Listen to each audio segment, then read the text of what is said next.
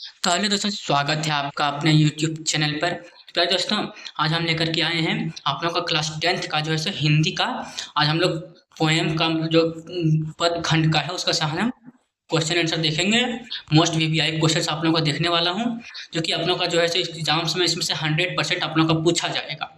इसमें से आप लोगों का जो परिचय है इसके बारे में हल्का देखेंगे। पद जिसमें चैप्टर मेरा नंबर 1 है, पोएम का चैप्टर 1 देखने, फिर हम कल चैप्टर 2 देखेंगे। इसी प्रकार से मैं आप लोगों का लेकर के आऊँगा, इसका मोस्ट वीवीआई क्वेश्चंस को लेकर के आने वाला हूँ। तो आप लोग वीडियो में बने रहिए। चलिए स्टार्ट करते हैं। और यहाँ से जो है 600 आप लोगों का क्वेश्चन जरूर आप लोगों का इसमें से आने वाला है। ये आप लोग अच्छे से पढ़ लीजिएगा, इससे बाहर आप लोगों का कहीं भी क्वेश्चन नहीं आने वाला है। सबसे पहले देखो, इसका जो लेखक है वो कौन है मेरा, तो सूरदास है। इसका जन्म जो हुआ था मेरा 1478 को हुआ था मेरा जन्म, ठीक है ना। और यहाँ पर देखिए कि जन्म स्थान कहाँ था, तो सूरदास का एक विकिदंती के अनुसार मथुरा के निकट स्थित था। कता या रेणुका क्षेत्र में आप लोगों का जो इसका से घर स्थित था, ठीक है ना। तो आप लोग यहाँ पर देख सकते हैं। उसके बाद देखिए कि आप लोगों का जो है सो क्या बोल रहा है यहाँ पर कि इसका जो गुरु था वो कौन था, वल्लभाचार्य था। और इसका ये सब आप लोग अच्छे से पढ़ लीजिएगा, ठीक है ना। ये दिल्ली के स्थान पर पास से ही है। ये मृत्यु जिसका हुआ था कब हुआ था, तो 1583 को हुआ था इसका मृत्यु, ठीक है ना। और देखिए इसका जो रचनाएं थी वो क्या क्या रचनाएं हैं, तो सुरसागर है, साहित्य लहरी है और सुर सारावली है। ये सब जो है सो आप लोग के एग्जाम्स में पूछा जा सकता है। आप लोग को ऑब्जेक्टिव में ये सब क्वेश्चन को पूछा जा सकता है, ये आप लोग अच्छे से पढ़ लीजिएगा। उसके बाद इसका जो है पठित पद की भाषा जो है ब्रज भाषा इसमें से होने वाला है, ठीक है ना। तो अपना का जो पोएम है उसका मैं पाठ परिचय पूरा लेकर के आया हूँ यहाँ पर। इससे क्या बोला गया वही सब यहाँ पर देखिए कि भक्तिकालीन हिंदी साहित्य के श्रेष्ठ कवि सूरदास ने सगुन काव्य धारा के कृष्ण मार्गी शाखा के कवि, ये आप लोग इसे पढ़ लीजिएगा। उसके बाद में इसका क्वेश्चन इसको देखूंगा। देखिए यहाँ पर जो फर्स्ट आंसर क्वेश्चन उसमें से मेरा क्या बोल रहा है कि गोपियों द्वारा उद्धव को भाग्यवान कहने में क्या व्यंग्य निहित है। इसमें से क्या व्यंग्य निहित है, देखिए यहाँ से क्या होगा आंसर का। देखिए कि गोपियाँ उद्धव को भाग्यवान कहने का करुण पर व्यंग्य साधती है और उन्हें व्यंग्य का उद्देश्य है कि उद्भव से ही कहना चाहती है, ठीक है ना। तो यहाँ पर आप लोग देख सकते हैं। उसके बाद देखिए कि यहाँ पर क्या बोल रहा है कि कहना चाहती है उन्हें कभी प्रेम नहीं हुआ है, इसलिए वह गोपियों की पीड़ा समझने में असमर्थ है, क्योंकि जो घायल होते हैं वही घायल की स्थिति जान सकता है। अतः उद्धव गोपियों की पीड़ा का एहसास नहीं कर सकते हैं। तो ये इसका हो जाएगा आंसर, ये आप लोग यहाँ पर देख सकते हैं। अब यहाँ पर नेक्स्ट क्वेश्चन क्या बोल रहे हैं वो देखिए कि उद्धव के व्यवहार की तुलना किससे की गई है। जो उद्धव का जो व्यवहार है वो किससे की गई है तुलना।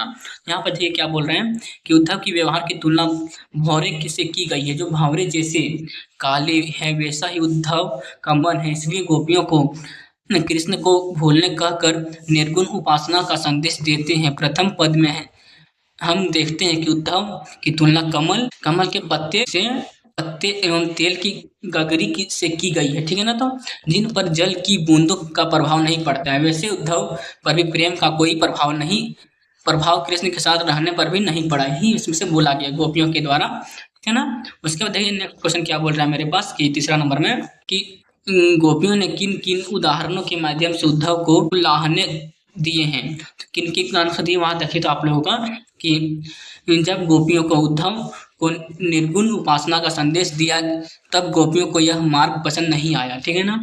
इस मार्ग पर चलने से इनकार करते हुए गोपियों ने उद्धव को उलाहने देने शुरू किए और तुमने कभी प्रेम रूपी नदी में डुबकी नहीं लगाई। अगर कृष्ण किसी से प्रेम किया होता तो यह संदेश हमें ना सुनाते।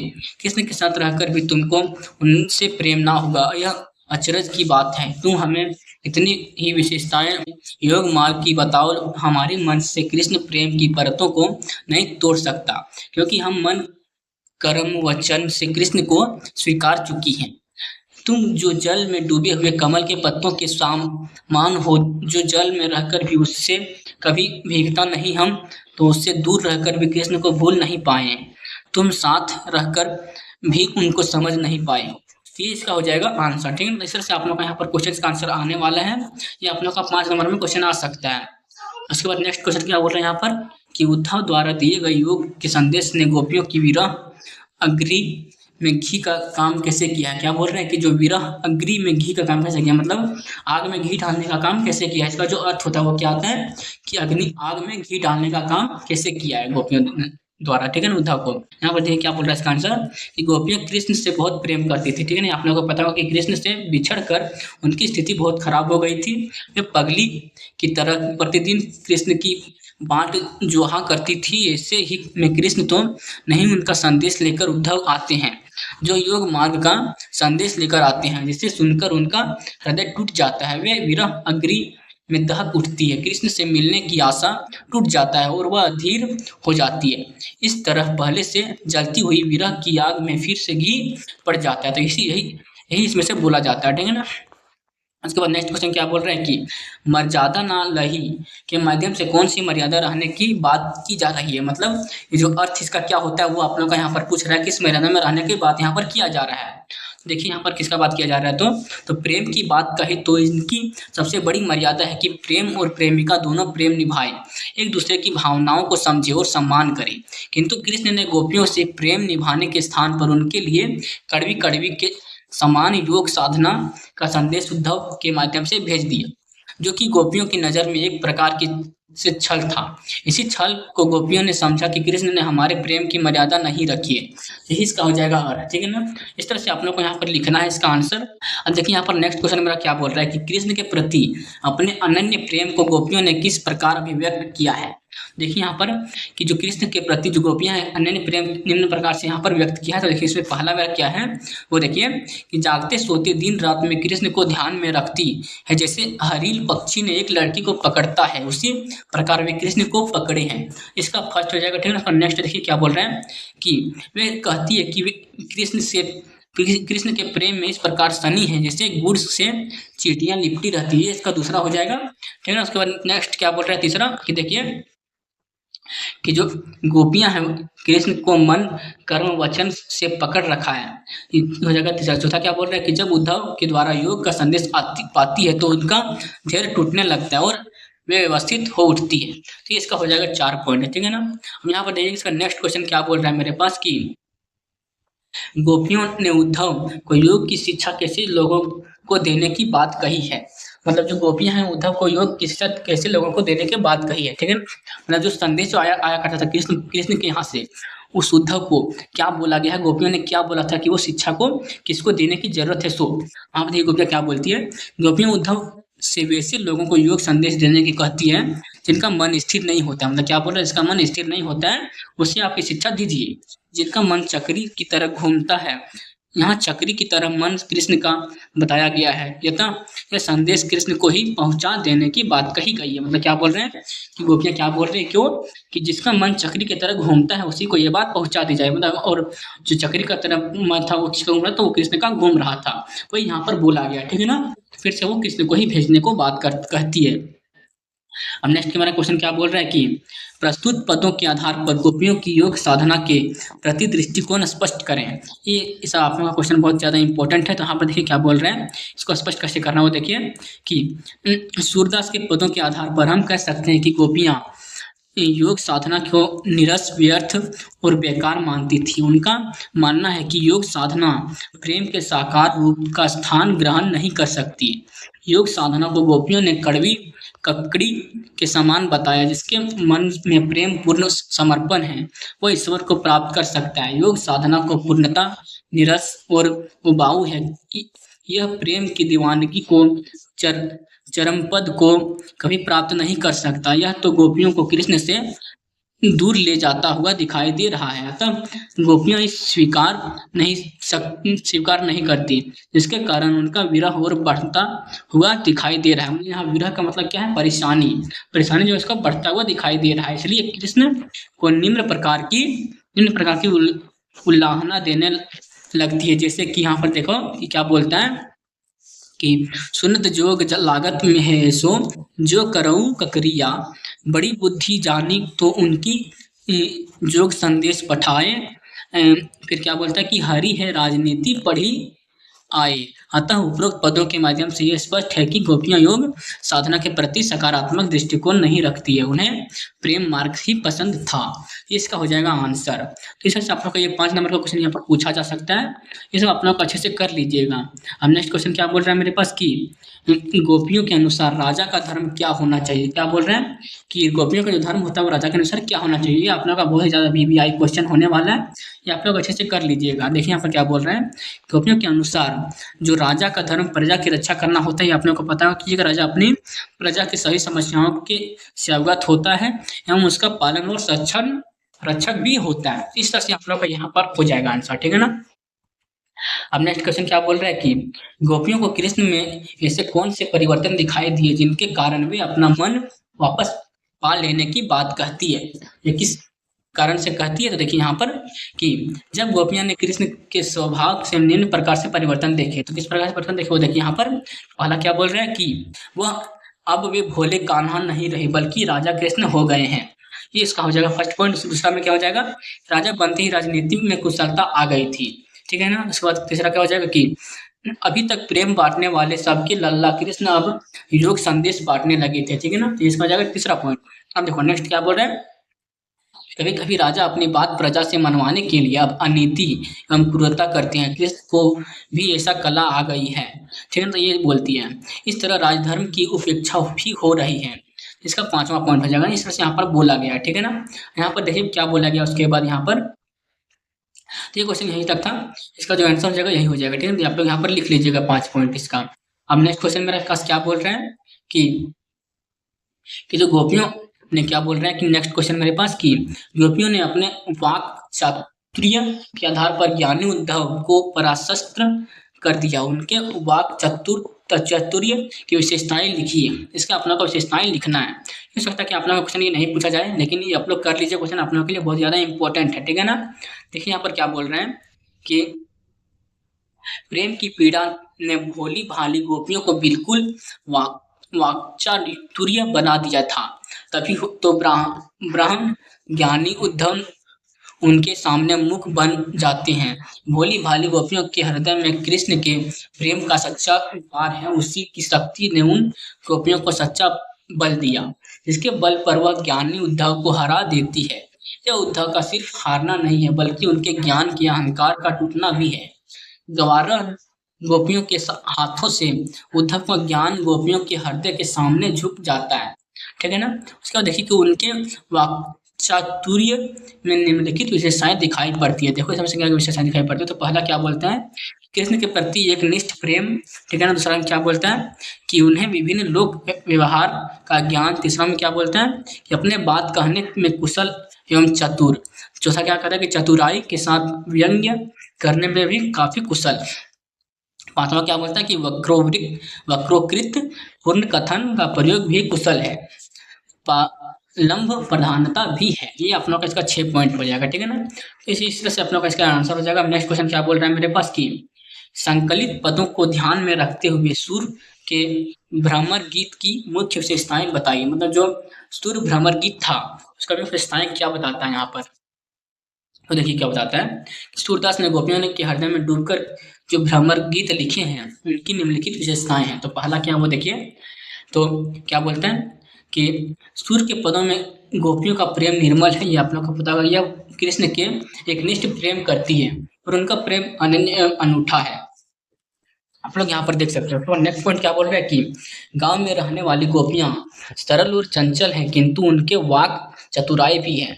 वह सिर्फ रोती नहीं बल्कि अपने अधिकार के लिए अपने भोले निश्चल तर्कों से उद्धव को परास्त करने की क्षमता भी रखती है। अब नेक्स्ट क्या बोल रहा है पॉइंट की भ्रमर गीत में इस अंक में हम साफ साफ देख पाते हैं कि यहाँ व्यंग्य, कटाक्ष, उल्लाहना, निराशा, प्रार्थना, गुहार आदि अनेक अनेक मनोभाव तीखे तेवरों के साथ प्रकट हुए हैं, ठीक है ना। अब नेक्स्ट क्या बोल रहे हैं कि इन पदों में हम साफ साफ देख रहे हैं कि सगुण भक्ति मार्ग और ज्ञान मार्ग में दृढ़ है। इस दृढ़ के बीच में गोपियां सगुण प्रेम के मार्ग पर बल देती है और योग मार्ग की तुच्छ समझती है। अब नेक्स्ट क्या बोल रहे हैं कि यहाँ पर देखिए कि इन पदों के ज्ञानी मित्र उद्धव का अहंकार टूटता है। पढ़ी लिखी ज्ञानी गोपियां का प्रेम प्रतिष्ठ होता है। और नेक्स्ट क्या बोल रहा है पॉइंट की ये पद गायन की दृष्टि से बहुत मन को मनोहर लगने वाले हैं। इन पदों को पहले शास्त्रीय रागों के आधार पर गाया गया फिर लिखा गया था। इसका हो जाएगा 6 पॉइंट। आप देखो नेक्स्ट पॉइंट क्या बोल रहा है 7 में कि श्रृंगार रस के विरह का सुंदर चित्रण में दिखाई पड़ता है, साथ ही ब्रज भाषा की कोमलता, मधुरता और ससरता भारी भरी हुई है। नेक्स्ट क्या बोल रहे हैं कि अलंकारों का सहज प्रयोग है। इसमें अलंकार सहज जन जीवन की भाषा के लिए गए हैं। जिन पदों पर अलंकार का प्रयोग नहीं है उसमें सुर के हृदय की सरसता भारी पड़ी है। वैसे अब नेक्स्ट क्या बोल रहा है पॉइंट कि वैसे तो इन पदों के नायक श्री कृष्ण ही है, किंतु वह कहीं भी प्रत्यक्ष रूप से दिखाई नहीं देते। सारी बातें कृष्ण को ही लेकर हो रही है, लेकिन कृष्ण पर्दे के पीछे गोपियां उनके मित्र उद्धव से खुलकर अपने हृदय की बात कहती है। ये इसका हो जाएगा 10 पॉइंट। अब ठीक है ना। अब देखिए यहाँ पर जो आप लोगों का है सो इसका खत्म होता है आप लोगों का सब्जेक्टिव मतलब लॉन्ग टाइप क्वेश्चन। अब इसका हम अति संक्षिप्त प्रश्न देखते हैं। यहाँ पर देखिए कि जो हम यहाँ देखिए फर्स्ट क्वेश्चन क्या बोल रहा है मेरे पास कि सूरदास का जन्म कब हुआ था। सूरदास का जन्म हुआ था मेरे कब हुआ था, मेरा सन 1778 में हुआ था सूरदास का जन्म। ठीक है ना। मेरे पास नेक्स्ट क्वेश्चन क्या बोल रहे हैं कि उनके गुरु का क्या नाम था, जो उनका गुरु था उनका नाम क्या था, तो वो वल्लभाचार्य था उनका गुरु का नाम। ठीक है ना। अब नेक्स्ट क्वेश्चन क्या बोल रहे हैं कि उनकी मृत्यु कब हुई थी, जो उनका मृत्यु हुआ था वो कब हुआ। तो देखिए यहाँ पर सन 1583 में पारसोली में हुआ था। ठीक है ना इसका मृत्यु। ठीक है ना। उनके काव्य की भाषा क्या था, वो ब्रज भाषा था। ठीक है ना, ये आप लोगों को पता होगा। नेक्स्ट क्वेश्चन क्या बोल रहे हैं कि उनके काव्य में किन रसों का निखरा हुआ स्वरूप है। वात्सल्य और श्रृंगार का उसमें से है। ठीक है ना। नेक्स्ट क्या बोल रहा है क्वेश्चन मेरे पास कि उनका प्रमुख काव्य ग्रंथ कौन सा है, तो इसमें से सूर सागर है, इसमें से काव्य ग्रंथ है इसका। ठीक है ना। तो ये आप लोग ये याद रखिएगा, इसमें आप लोगों का पूछा जा सकता है। इसमें से बहुत ही ज़्यादा इंपॉर्टेंट क्वेश्चन आप लोगों का होने वाला है। देखिए ठीक है ना। हम लोग दीर्घ उत्तरीय प्रश्न की ओर चलते हैं। यहाँ पर देखिए क्या बोल रहे हैं कि सूरदास भक्ति मार्ग के समर्थक थे, उन्हें पदों के आधार पर प्रमाणित कीजिए। ठीक है ना। तो आप लोग को यहाँ पर प्रमाणित करना है। देखिए तो इसमें से क्या जगह वो देखिए यहाँ पर कि जो सूरदास का हृदय वो सगुन था, वो आप लोगों को पता होगा कि भक्ति के प्रेम रस से भरा है। गोपियों की स्थिति देखने से यह साफ दिखाई देता है कि गोपियों का प्रेम सूर्य के हृदय से बह रही है और इसलिए गोपियों को उन्होंने कहलवाया कि हम गोपियाँ अबला हम भावली गुर चाटी जो पागी। है ना। तो इसका जो अर्थ होता है वो क्या होता है वो देखिए कि यह अबला गोपियाँ सिर्फ गोपियाँ नहीं बल्कि सूर्य का हृदय भी है, जो अपने आराध्य कृष्ण के आकार सगुण स्वरूप से बहुत प्रेम करता है। तभी तो उद्धव को अहंकारी ज्ञानी मन को सूर्य से गोपियों का निश्चल प्रेम के सामने तुच्छ माना गया है। गोपियाँ के प्रेम को महान बताया और उनकी महानता पदों के माध्यम से प्रतिष्ठित भी किए। तभी तो योग को कड़वी ककड़ी के सामने कहलवाया। फिर गोपियाँ अपने प्रेम को प्रतिष्ठित करती हुई कहती है कि हमारा मन हारिल की पक्षी की तरह है, जो अपने पैरों में पकड़ी हुई लकड़ी को आधार मानता है। उसी प्रकार हमने भी कृष्ण को एक निष्ठ प्रेम से पकड़ लिया है, हम अपना रास्ता नहीं बदलेंगे। तो इसका हो जाएगा आंसर। ठीक है ना। यहाँ पर देखिए फिर यहाँ पर क्या बोल रहे हैं तो इसी तरह से यहाँ पर बहुत सारा क्वेश्चन दिया गया है, आप लोग यहाँ पर देख सकते हैं। जैसे देखिए यहाँ पर कि नेक्स्ट क्वेश्चन क्या बोल रहा है कि उद्धव ज्ञानी क्या बोल रहा है कि उद्धव ज्ञानी ने नीति की बातें जानते थे। गोपियों के पास ऐसी कौन सी शक्ति थी जो उसके वाक चातुर्य में मुखरित हो उठी थी। इसका जो आंसर है यहाँ पर आप लोग देख सकते हैं, यहाँ पर दिया गया है। आप लोग इसका आंसर अगर लिखना चाहते हैं तो यहाँ से आप लोग लिख सकते हैं। अब इसका मैं नहीं बताऊंगा, तो आप लोग यहाँ से जाकर लिख सकते हैं। ठीक है ना। तो उसके बाद इसी प्रकार से नेक्स्ट क्वेश्चन मेरा क्या बोल रहा है कि मन की मांझ रही इन पदों में गोपियों में कौन सी भावना की अभिलक्षित होती है। इसका भी आंसर यहाँ पर दिया गया, आप लोग यहाँ पर देख सकते हैं अच्छे से। इसका भी आप लोग स्क्रीनशॉट ले लीजिए, यहाँ से आप लोग आंसर लिख सकते हैं इसका। ठीक है ना। देखिए यहाँ पर नेक्स्ट क्वेश्चन क्या बोल रहा है यहाँ पर कि गोपियों ने उद्धव सामने तरह तरह के तर्क दिए हैं, आप अपनी कल्पना से और तर्क दीजिए। इसमें से आप लोगों का क्या बोल रहे हैं, गोपियों ने अपने हिसाब से बहुत सारा तर्क दिया। इसमें से आप लोगों का क्या बोल रहे हैं कि खुद से कल्पना कीजिए और तर्क दीजिए आप लोग खुद से। तो मैं आप लोगों को इसका तर्क यहाँ लिख के दे दिया हूँ, आप लोग यहाँ पर इसको लिख सकते हैं। ठीक है ना। देखिए यहाँ पर नेक्स्ट क्वेश्चन भी दे दिया गया है, आप यहाँ पर देख सकते हैं बहुत सारा क्वेश्चन दिया गया है। तो अब मैं इसका ऑब्जेक्टिव क्वेश्चन की ओर चलते हैं। सबसे पहले अब हम लोग तो यहाँ पर देखिए कि इसका जो वेस्टर्निस्ट प्रश्न है हम लोग वो अब देखेंगे इसका, ठीक है ना। देखिए यहाँ पर जो आप लोगों का इसका जो फर्स्ट क्वेश्चन है, ठीक है ना, वो देखिए ये क्या बोल रहे हैं कि गोपियां किसके प्रेम में आसक्त हो गई है। क्या बोल रहे हैं कि गोपियां किसके प्रेम में आसक्त हो गई है, तो कृष्ण के प्रेम में जो है सो आसक्त हो गया। ऑप्शन नंबर 20 का राइट आंसर हो जाएगा, ठीक है ना। अब नेक्स्ट क्या बोल रहे हैं मेरा क्वेश्चन की गोपियां कृष्ण के प्रति कैसी भावना रखती है, तो वो कैसा भावना रखती है, तो वो प्रेम का भावना रखती है, ठीक है ना। अब नेक्स्ट क्या बोल रहे हैं क्वेश्चन मेरे पास की कवि के अनुसार गोपियां का स्वभाव कैसा है, तो कैसा है, तो वो भोला है, ठीक है ना। ये आप लोग का आंसर डी हो जाएगा राइट आंसर। नेक्स्ट क्या बोल रहा है क्वेश्चन मेरे पास कि गोपियों को छोड़कर कृष्ण को कहाँ चले गए थे, तो कहाँ गए थे, तो वो मथुरा गए थे। ऑप्शन नंबर ख इसका राइट आंसर हो जाएगा। नेक्स्ट क्या बोल रहा है क्वेश्चन मेरे पास कि कृष्ण का योग संदेश लेकर कौन आया था, तो उद्धव आया था, ठीक है ना, यही हो जाएगा। नेक्स्ट क्या बोल रहा है क्वेश्चन मेरे पास कि इनमें से किस पक्षी की तुलना गोपियों से स्वयं से की है, तो किससे की है, तो हरिल से की है वो, ठीक है ना। यहाँ पर आप नेक्स्ट क्वेश्चन क्या बोल रहा है मेरे पास कि जो है नेक्स्ट 7 नंबर कि उद्धव कृष्ण को कौन सा संदेश लेकर आए थे, तो योग संदेश का लेकर के आए थे, ठीक है ना। ऑप्शन नंबर सी इसका राइट आंसर। नेक्स्ट क्या बोल रहा है कि जो कृष्ण का संदेश सुनकर गोपियों की स्थिति कैसी हो गई थी, तो कैसा हो गया था, तो विरह के आगे आग जगी, ठीक है ना। इसका ऑप्शन नंबर ख राइट आंसर हो जाएगा। नेक्स्ट क्या बोल रहा है क्वेश्चन मेरे पास कि उद्धव के व्यवहार की तुलना किसके पत्ते से की गई है, तो किसे की गई, तो कमल के पत्ते से की गई है। ऑप्शन नंबर ख इसका राइट आंसर हो जाएगा। नेक्स्ट क्या बोल रहा है मेरे पास कि उद्धव किसकी संगति में रहकर वे प्रेम में से अछूत रह गए, तो कृष्ण की हो जाएगा। ऑप्शन नंबर इसका ग राइट आंसर हो जाएगा। तो इस तरह से इसका आंसर हो जाएगा, ठीक है ना। अब मैं कल इसका चैप्टर नंबर 2 लेकर के आऊँगा, जिसका कि मैं सब्जेक्टिव और ऑब्जेक्टिव दोनों क्वेश्चंस को लेकर के आऊँगा।